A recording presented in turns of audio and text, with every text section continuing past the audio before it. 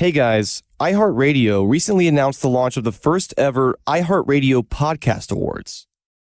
And Up and Vanish is nominated for Best Crime Podcast. This is the first major award show to recognize podcasting. And you guys, the listeners, will help decide who wins. So, if you enjoyed Up and Vanish, vote for us.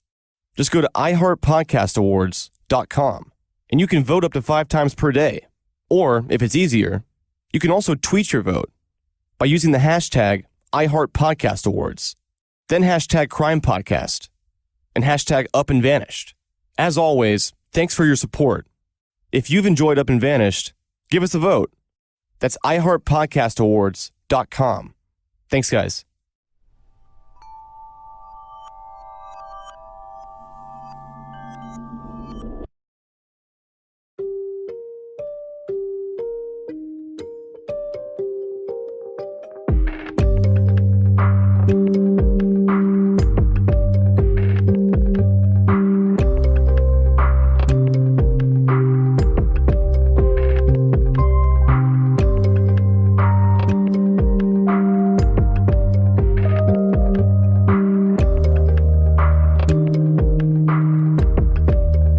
TV in Atlanta.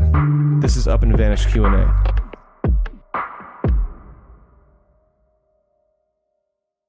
Hi, Meredith and Payne. Great job on season 2. My name is Chrissy. I'm calling from a suburb of Chicago. I wanted to ask, I know you're both responsible in terms of not disclosing hearsay or speculation, but I wanted to know if Crystal's close family and friends are all on the same page with what actually happened to her, your theories. Do you all align on what you're pretty sure happened, or are there still some different theories that close friends or family of Crystal think may have happened? Thanks. I think people like Rodney have probably driven themselves crazy with trying to figure out exactly what happened that night, but I think the family definitely agrees on this group of people being involved. It seems like the general consensus is that Crystal's family, regardless of what exactly happened, they don't know. We don't know for sure either, but this group of people and certain names involved in this, they all agree on that. But there's still too many unanswered questions to hypothesize beyond a certain extent. And I think at this point, the family's focus is finding Crystal and getting more players in this circle to talk so they can figure out exactly what happened. Yeah, and you update them on whatever we hear and tell them, what you think about, XYZ account. So they know your feelings on it, and they seem to be pretty much in line with our teams. Hey guys, this is Megan from Fort Worth, Texas. Just a quick question. A name that we heard come up in multiple episodes, almost every episode, was Dready Brian. He was also thrown under the bus a few times by Catfish. So I think that he plays a crucial role in this case. I was wondering if you guys were ever able to track him down or find out where he is. I've heard some rumors, but you guys are out there in the field, so you'd know better than any of us. I just feel like you'd be a really great person to talk to about this disappearance. So I was just curious. Thank you so much. Yeah, I couldn't agree more that Dready Brian should talk. He's been basically hiding under a rock this whole podcast season, and his family and friends are very aware that we've been trying to talk to him, but it's clear that he just doesn't want to talk. Now, that's his right, but if someone like Catfish is accusing him of confessing to murdering Crystal, you would think that he would want to answer that. But yeah, he's just one of the people who refused to talk to us. Yeah, and he's not in the area anymore, is what we've found. So that adds another layer of, making it difficult to talk to this person. They're not around where this happened anymore, not around these people anymore. They're clearly dissociating themselves. Hello. I wanted to say that I really enjoyed this season. I'm glad that you're covering a person who would not normally get covered by the news.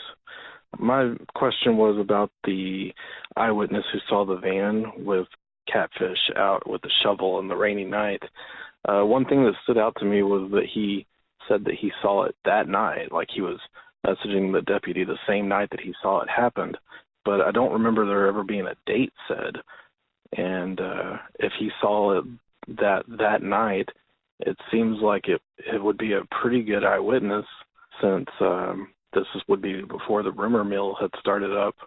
I was just wondering what date was on the message that he sent. Like, when did that happen? Because that would be a good way of pinpointing when Crystal actually disappeared.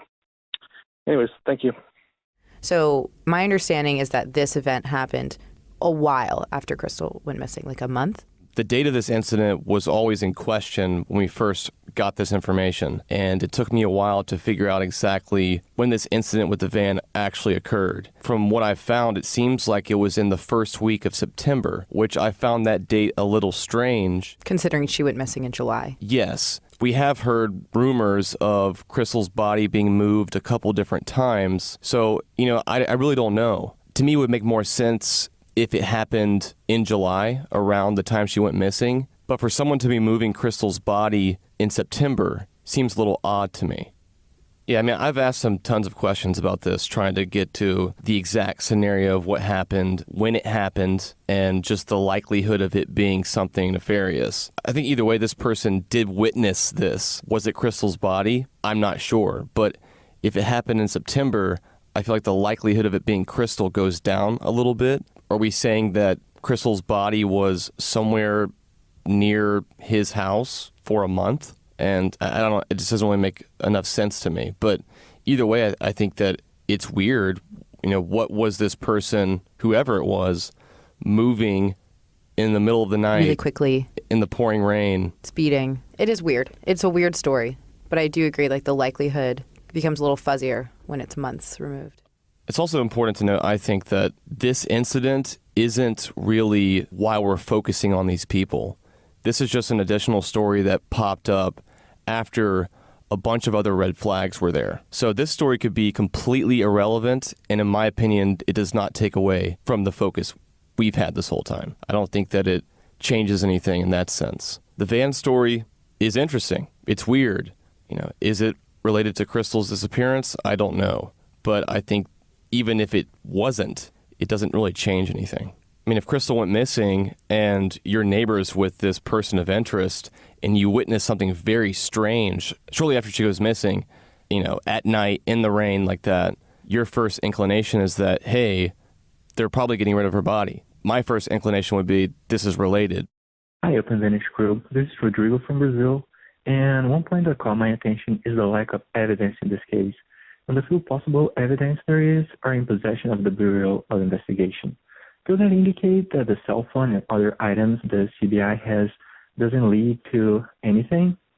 Thank you. Keep up the good work. So to be clear, the CBI has all the evidence in this case now, most notably Crystal's cell phone. I think that whatever's on her cell phone is relevant in this case, even if it's been tampered with or things have been deleted. When a person goes missing, the last calls and texts on their phone are important pieces of information. I don't think because the CBI hasn't commented as to what's on her phone that there isn't anything of value there. To be clear, the CBI has not commented on anything. They have not stated any of the evidence they have. Just because they haven't showed their hand doesn't mean they don't have anything, or doesn't mean that there's not some sort of clue or damning piece of evidence on her phone. My biggest fear is that somewhere in the early stages of her disappearance, in those first few weeks in July, that someone may have tampered with her phone. But at least we've told these stories now, so if they are in fact true, they're considering that. Also, yeah, thanks for calling from Brazil. That's awesome.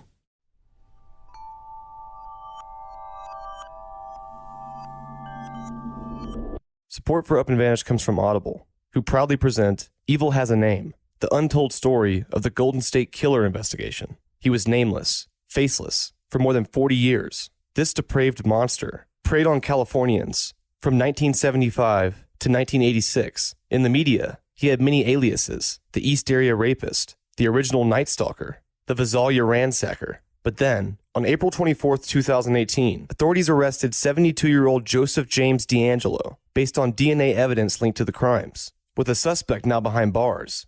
Could it be that evil finally had a name? Delivering all new details about the investigation in a stunning final act to the events of Michelle McNamara's haunting bestseller, I'll Be Gone in the Dark, Forensic criminologist Paul Hulls and retired FBI profiler Jim Clemente reveal the unbelievable true story behind the capture of the suspected Golden State Killer.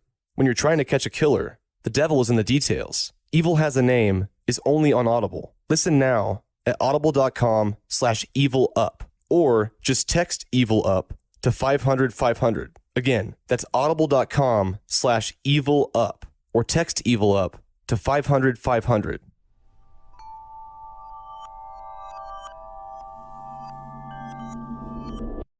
Hi, Payne. This is Elaine from Georgia.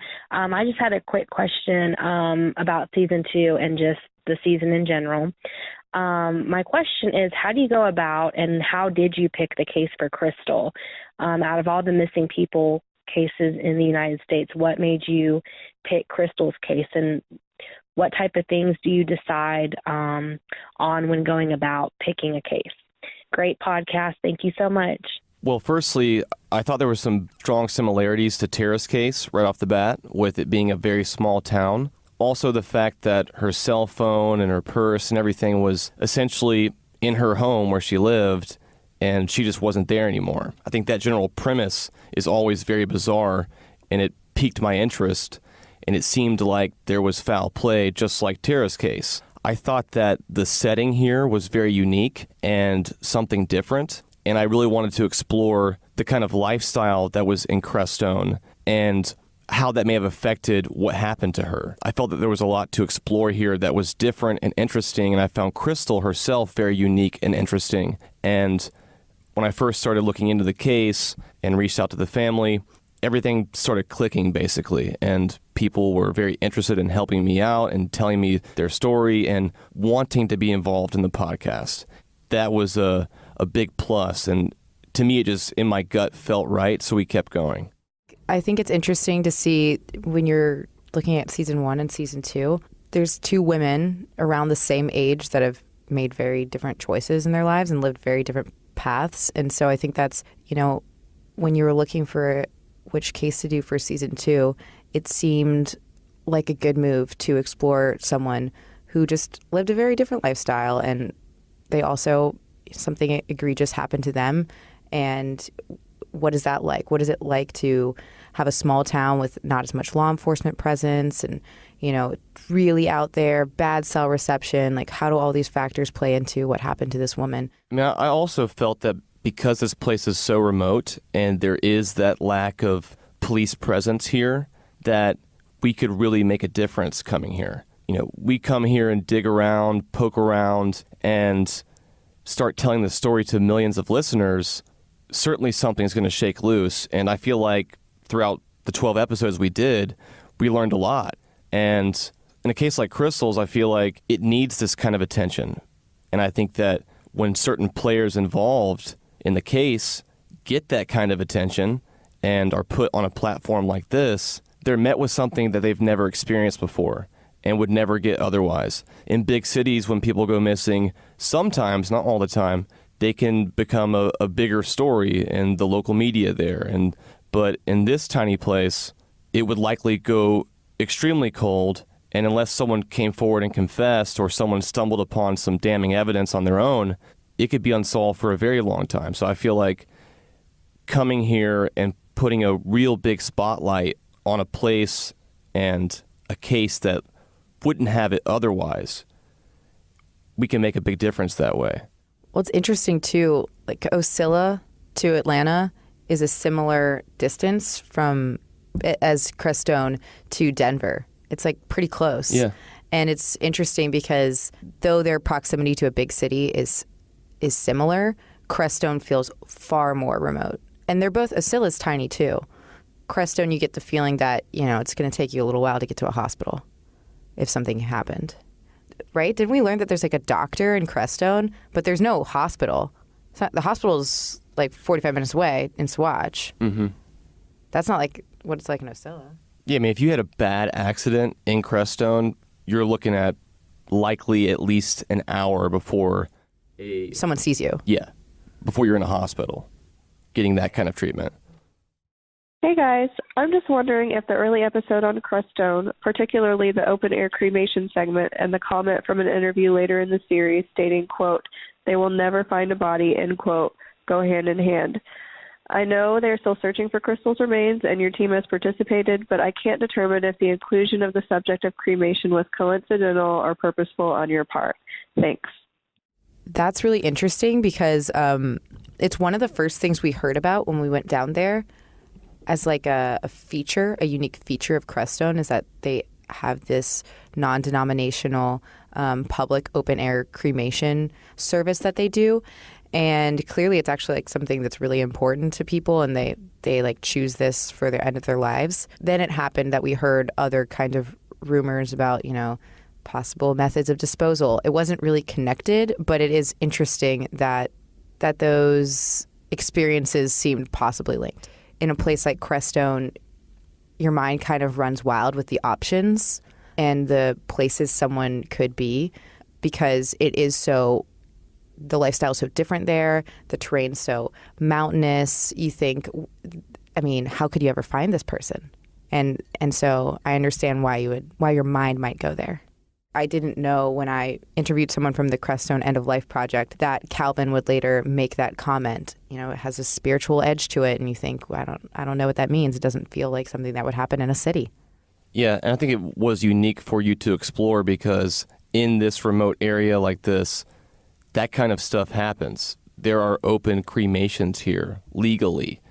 That does not happen in Ocilla or Atlanta or Denver. Right, but that being said, they are heavily regulated. So I know a lot of I've seen some commentary and kind of like maybe that's what happened to Crystal, but it's like a really public pyre. Like you have to have, it's people that have like a license to do this. They're like able to do this. It's an organized thing. It's not something that would happen and no one would notice.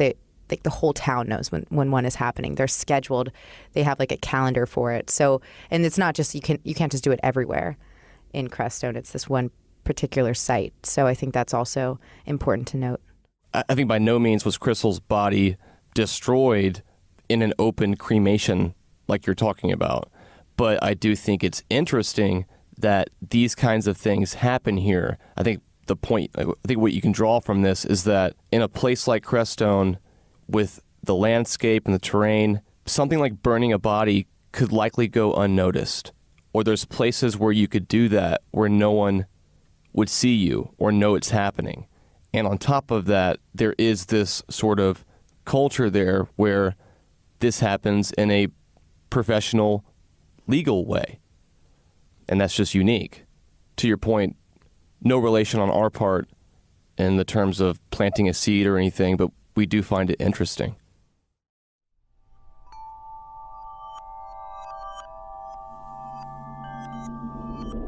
Rockstar Games, the creators of the critically acclaimed and record-breaking Grand Theft Auto series, are back with their latest blockbuster, Red Dead Redemption 2, an epic tale of honor and loyalty, set in the dying days of America's outlaw era, and is told across the deepest and most expansive Rockstar world to date. Red Dead Redemption 2 is hailed as the game of a generation by The Hollywood Reporter and lauded as a triumph by Game Informer, called absolutely gorgeous by Newsweek, and one of the greatest games by IGN. Red Dead Redemption 2 is now the highest rated game of all time on PlayStation 4 and Xbox One. Set in 1899, you play as Arthur Morgan, senior enforcer of a notorious gang, a group of outlaws and outcasts on the run, and left to rob, fight, and steal their way across America in order to survive. Experience the life of an outlaw in a notorious gang in Red Dead Redemption 2, on sale now at rockstargames.com. Again, Red Dead Redemption 2 at rockstargames.com.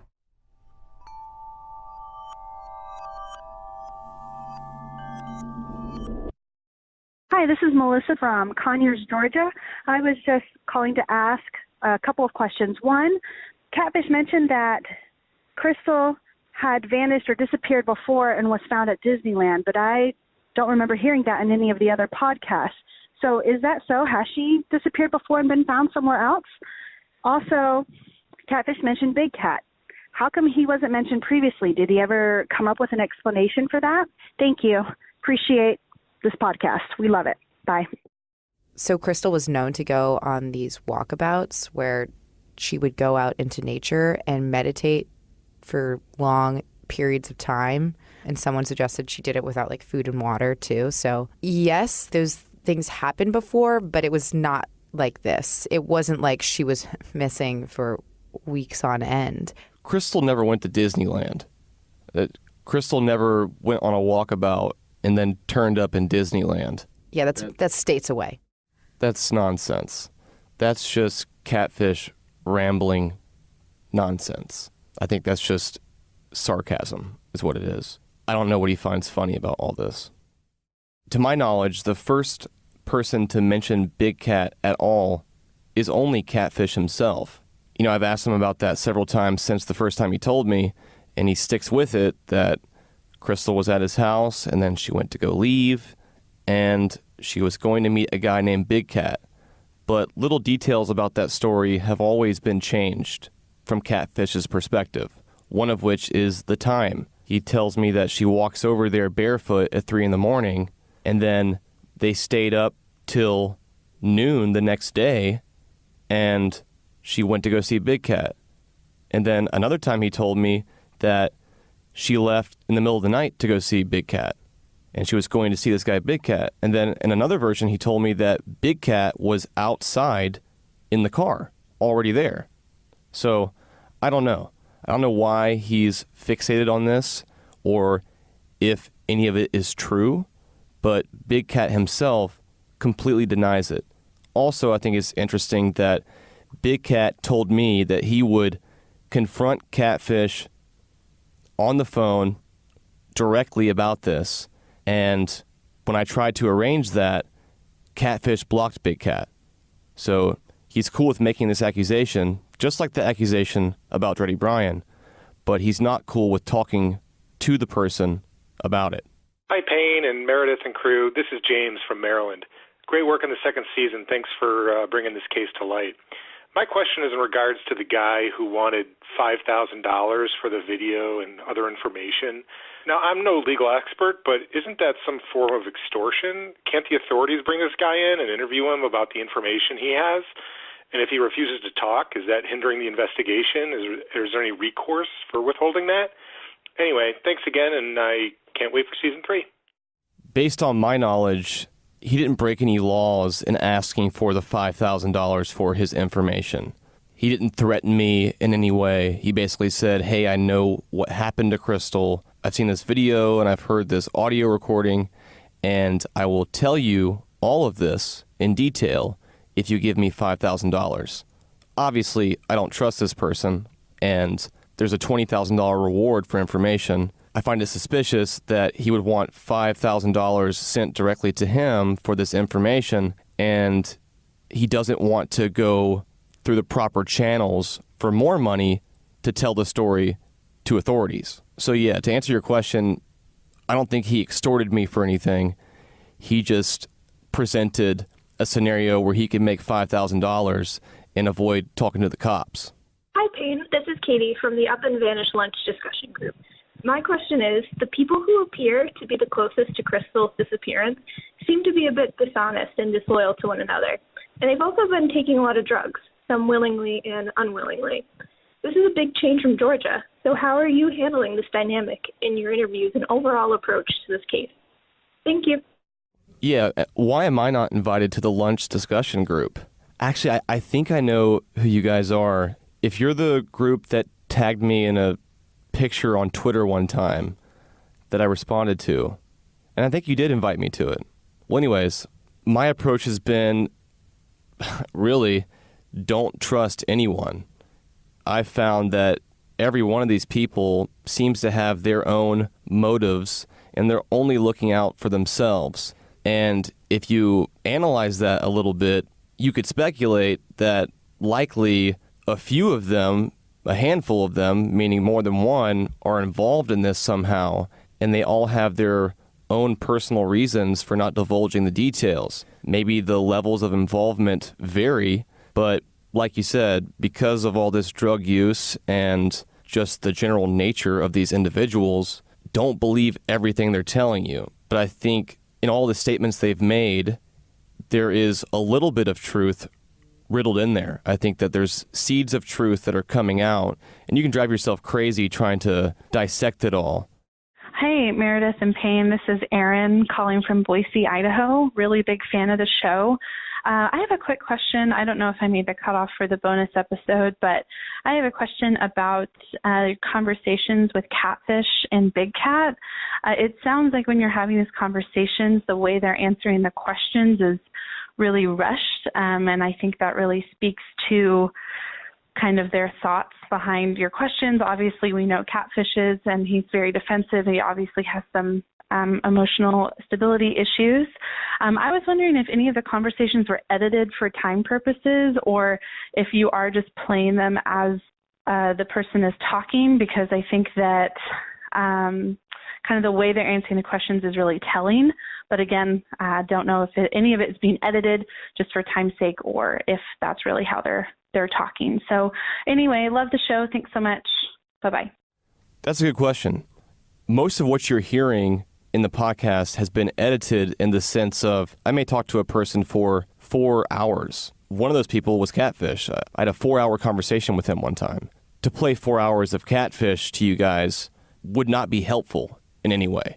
And so what we've done is listen back and find the important parts and the relevant parts of the conversations and play you those. Nothing's been edited in the sense of changing the way it sounds or feels for you when it comes to their reactions to hard-pressing questions. We always make a really strong point with keeping the authenticity of the call. Nothing's ever been manipulated or anything like that, but everything's always edited in the sense of we're playing you excerpts of it, playing you this portion of the conversation. We might play a 5-minute segment from hour 1 of a phone call when I asked him about Crystal. And then he may have gone on to talk about computers for another hour and a half. And then in hour 2, I asked him about that again. And then you're hearing that there. So it's more or less a selection of the relevant parts of the conversations. The last 10 minutes of episode 12, where Catfish is sort of going off on this tangent about whatever he's talking about, that actually wasn't a phone conversation with me. I really wasn't on the other end of that. He was sending me voice messages on Facebook, and he was trying to get a hold of me, and my phone actually was dying at the time, and he was sort of freaking out about that and really wanting to get a hold of me. And so what you're hearing is him sending me basically 55 to 60 second snippets of audio of him talking to me. And occasionally I would say something back on Messenger, but really only ever referring to my phone is dying. You can hear him say at one point, if you don't call me back, something, and that's because I was talking to him about that. But that was a unique situation where he was just sending me audio clips of himself talking.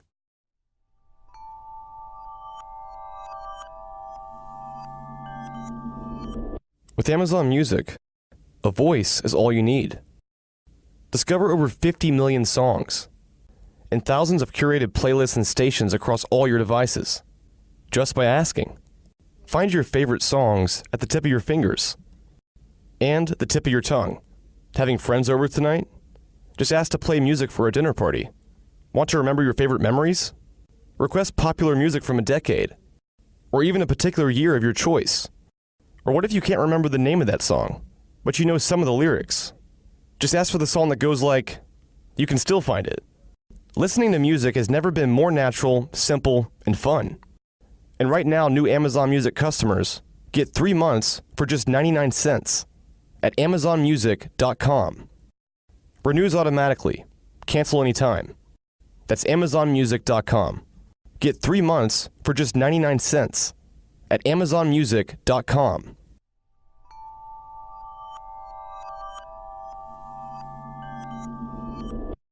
Hey guys, I just wanted to know if you were going to talk anymore, about your intern Hallie. She sounds like super cool, and I'd just love to hear more about her. Okay, thanks. You guys are doing a great job this season. Bye.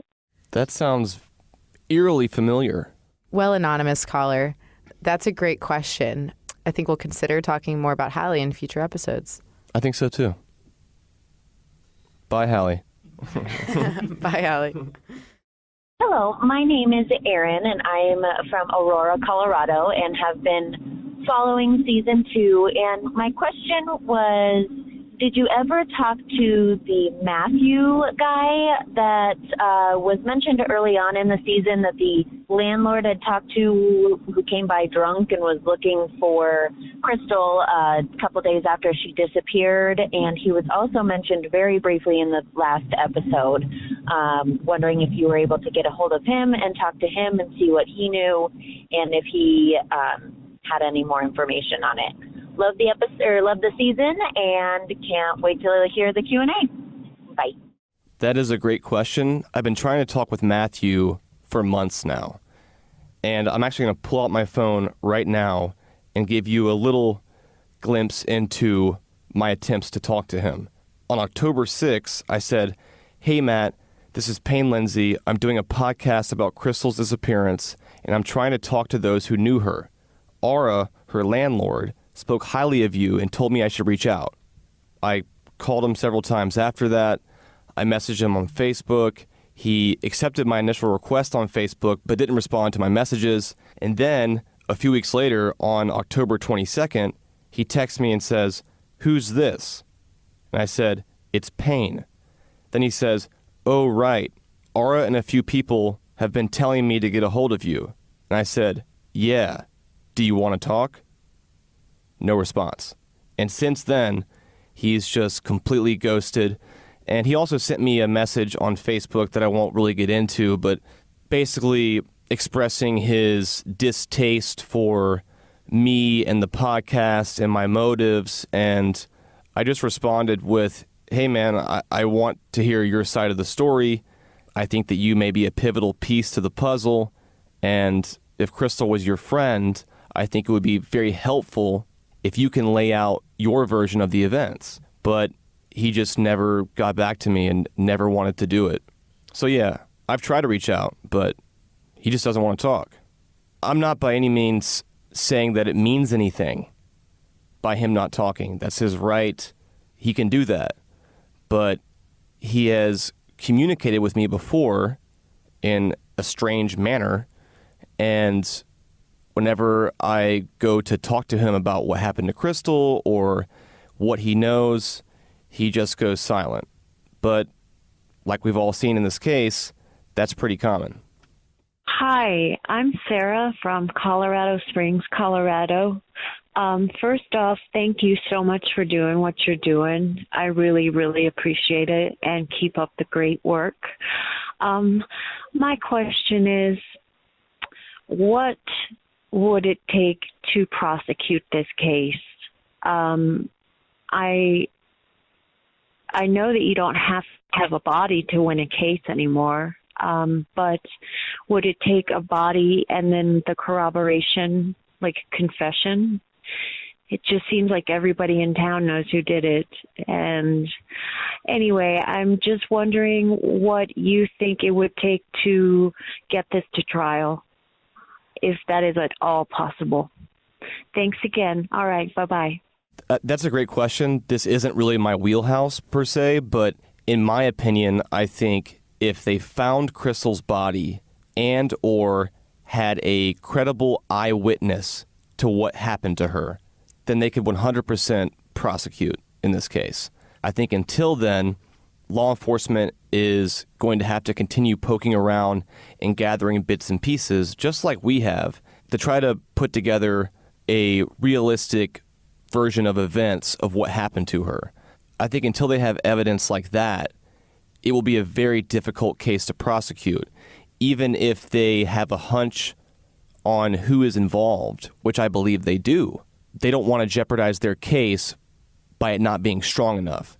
But I feel good about it because I know that they're actively pursuing it and they're looking into new leads all the time. And I think that it is just a matter of time before they have enough to prosecute somebody.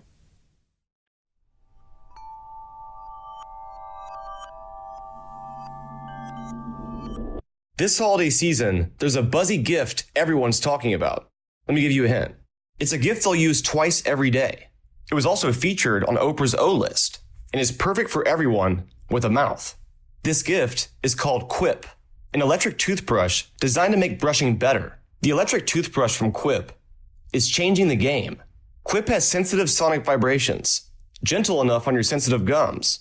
It also has a built-in timer with guiding pulses to remind you when to switch sides. Quip makes holiday travels clean and easy, with a multi-use cover that mounts to mirrors, making it super easy for on-the-go brushing. And one of the best parts about Quip, it doesn't require a big clunky charger, and it runs for 3 months on one charge. Quip is the gift that keeps refreshing, with brush heads automatically delivered on a dentist-recommended schedule every 3 months for only $5. And you can even gift prepaid refills for a whole year. Quip is one of the first electric toothbrushes accepted by the American Dental Association and has thousands of verified 5-star reviews. I love Quip because it makes brushing easier. They have over 5,000 verified 5-star reviews. Quip looks like a big-ticket tech gift with a stocking stuffer price, starting at just $25. And right now, if you go to getquip.com/up, you'll get your first refill pack for free with a Quip electric toothbrush. Again, that's getquip.com/up. GETQUIP.com/up.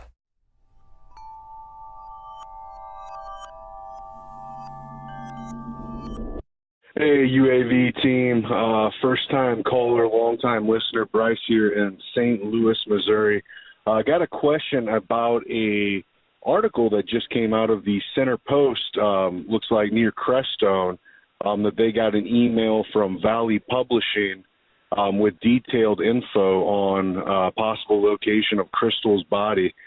Just wondering if you guys have any insight on that, or know any more about the tip that was received, or anything about that. I appreciate you guys, and enjoy the show. Keep it up. To those who aren't a part of the Facebook group and may have not seen this, there was essentially an email sent to a few reporters in Colorado and some of the local newspapers, and they also CC'd me in the email. And what it is basically someone who claims to be an expert of sorts, who has experience in finding people and locating bodies and stuff like that. It seems like it's essentially an educated guess of where her body might be, but they sent screenshots of the location, and I'm not sure what information they're basing any of this on, but I think at the end of the day, this is just someone's perspective, someone's point of view on where they think Crystal may be. I'm not sure if it's based on any real intel, but what happened is that they emailed this information to one of the local papers, and they decided to publish a story that said they received a tip, and that's basically the end of it. But for the record, I do know that law enforcement has this information also. So if there is any truth to it, or it is where she is, law enforcement will be looking into it. It's important to note that we've had several emails in that same vein throughout the course of the podcast. You'd be surprised how many people email with their 2 cents on where she might be. And we always look into it, we always read it, but most of the time it's just someone's opinion. It's not really based on inside information. And so to do the right thing, you have to explore all the leads, but at the end of the day, if it's not based on anything valid in the first place, chances are it's just an educated guess at best. Even if it's just ruling one thing out, even if the tip is we think her body's here and they go check and she's not there, well, they've ruled that place out now. So I think that it's a good thing that people are talking and people are actively trying to figure out where she is and what happened. And I think that eventually, somewhere down the line, there will be that tip, there will be that piece of information that is true, that is the correct answer. And to get to that point, you have to go through all this first. So I think either way, it's positive. Yeah, I mean, oftentimes these kind of cases are solved when someone witnesses something and they don't know for sure if they should come forward with that information because they don't have all the other pieces. So yeah, I don't want anyone to be discouraged from sending their information to the authorities or to us, whoever it is. Oftentimes someone sees something and it's out of context to the bigger picture, And if we or the authorities have that bigger picture, then it may mean something entirely different. And it could be that missing piece that could solve it. So I think it's a great thing that people are thinking about this, talking about this, and having the courage to come forward with what they think may be helpful.